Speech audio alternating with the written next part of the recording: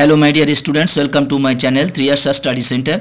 Friends, तुम्हारा जरा उच्च माध्यमिक परीक्षा दीते चलेছো তোমাদের আজকের এডুকেশনের একটি ভিডিও নিয়ে এসেছি। তোমাদের যাদের এডুকেশন বা শিক্ষা বিজ্ঞান বিষয়টি আছে, তোমাদের চ্যাপ্টার 12 অর্থাৎ 12তম অধ্যায়টি থেকে এমসিকিউ লাস্ট মিনিট সাজেশনটা দেওয়া বাকি ছিল। আজকের আমি তোমাদের 12 নম্বর চ্যাপ্টার থেকে এমসিকিউ কটা দিয়ে দিলাম। মাত্র কয়েকটি প্রশ্ন, 13টি থেকে 14টি মাত্র প্রশ্ন। এই প্রশ্নগুলি থেকে তোমরা অবশ্যই করে কমন পেয়ে যাবে।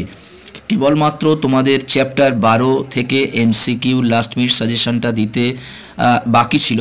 আজকেরই সেই সাজেশনটা আমি দিয়ে দিচ্ছি। খুবই একটি ছোট্ট ভিডিও, দেখতে পাচ্ছ কয়েকটি মাত্র প্রশ্ন। এসো বন্ধুরা, আমরা প্রশ্ন উত্তরগুলো আমরা দেখে নিই। আর তোমরা শর্টস চ্যানেল থেকে তোমরা তোমাদের কিছু কিছু উত্তর দেখতে পাচ্ছ। তোমাদের যাদের হেলথ অ্যান্ড ফিজিক্যাল এডুকেশন আছে একাদশ শ্রেণী এবং দ্বাদশ শ্রেণী, তোমরা আগামীকালও দুখানি ভিডিও, ছোট্ট ভিডিও অর্থাৎ শর্টস ভিডিও, তোমরা সেখান থেকে উত্তর দেখে নিতে পারবে। এসব প্রশ্ন উত্তরগুলো আমরা দেখে নিই। তার আগে বলি, তোমরা যারা চ্যানেলটি সাবস্ক্রাইব করোনি অবশ্যই তোমরা চ্যানেলটি সাবস্ক্রাইব করে নাও, বন্ধুদেরকে লিঙ্ক বেশি বেশি করে শেয়ার করো। দেখতে পাচ্ছ একের দাগের শিক্ষায় প্রযুক্তিবিদ্যা হলো ড্যাশটি এম এর সমন্বিত রূপ। অ্যান্সার হচ্ছে দেখো 5টি, অ্যান্সার হলো 5টি। দুয়ের দাগের প্রশ্ন আছে শিক্ষা প্রযুক্তি পরিধির মধ্যে অন্তর্ভুক্ত হলো, এখানে আছে হচ্ছে সম্প্রচার, অনুশিক্ষা, অর্থাৎ সবগুলি অ্যান্সার হবে সম্প্রচার এবং অনুশিক্ষা। এবং আরও একটি ছিল, সেখানে আমি অপশানটা লিখিনি, যা হোক এই অ্যান্সারটা আসবে সবগুলি। 3 দাগের প্রশ্ন শিক্ষা বিজ্ঞানে প্রযুক্তিবিদ্যা এর উদাহরণ হলো প্রোগ্রাম শিখন। প্রোগ্রাম শিখন বন্ধুরা, আমি তো অপশান লিখিনি, এখানে জাস্ট অ্যান্সারটা তোমাদের সুবিধার জন্য খুব তাড়াতাড়ি এই অ্যান্সারটা তোমাদের আমি করে পাঠিয়ে দিচ্ছি। তারপরে দেখো 4 দাগের প্রশ্ন তন্ত্ররূপে বিবেচিত শিখন প্রক্রিয়ায় আউটপুট হলো শিক্ষার্থীর উন্নত পারদর্শিতা। শিক্ষার্থীর উন্নত পারদর্শিতা। তারপরে দেখো 5 দাগের প্রশ্নটি কি আছে, কম্পিউটারের প্রধান অংশ বা মস্তিষ্ক হলো, কম্পিউটারের প্রধান অংশ বা মস্তিষ্ক হলো সিপিইউ। ডান দিকে দেখতে পাচ্ছ সিপিইউ।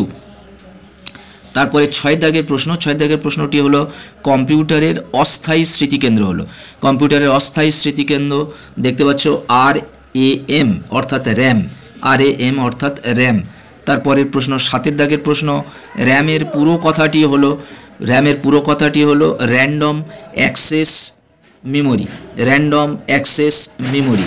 তারপরের প্রশ্ন দেখতে পাচ্ছ, তারপরের প্রশ্ন 8 দাগের প্রশ্ন কম্পিউটার সহযোগী শিখন হলো, কম্পিউটার সহযোগী শিখন হলো অ্যান্সারটা হচ্ছে CAL, CAL। তারপরে 9 দাগের প্রশ্ন শিক্ষা বিজ্ঞানে প্রযুক্তিবিদ্যার উদাহরণ হলো, এই প্রশ্নটি ডবল লেখা হয়ে গেছে, প্রোগ্রাম শিখন, প্রোগ্রাম শিখন। তারপরে 10 দাগের প্রশ্ন দেখতে পাচ্ছ MICR একটি ড্যাশ ডিভাইস, MICR হলো একটি ইনপুট ডিভাইস, ইনপুট ডিভাইস। তারপরে প্রশ্ন দেখতে পাচ্ছ কম্পিউটার কিবোর্ডে সাধারণত ড্যাশটি বা কি চাবি আছে, 104টি চাবি আছে। তারপরে দেখো CIET কার অধীনে স্থাপিত হয়, অ্যান্সার হচ্ছে NCERT, CIET কার অধীনে স্থাপিত হয়, NCERT পুরো নাম দেখতে পাচ্ছ এখানে central institute of education technology.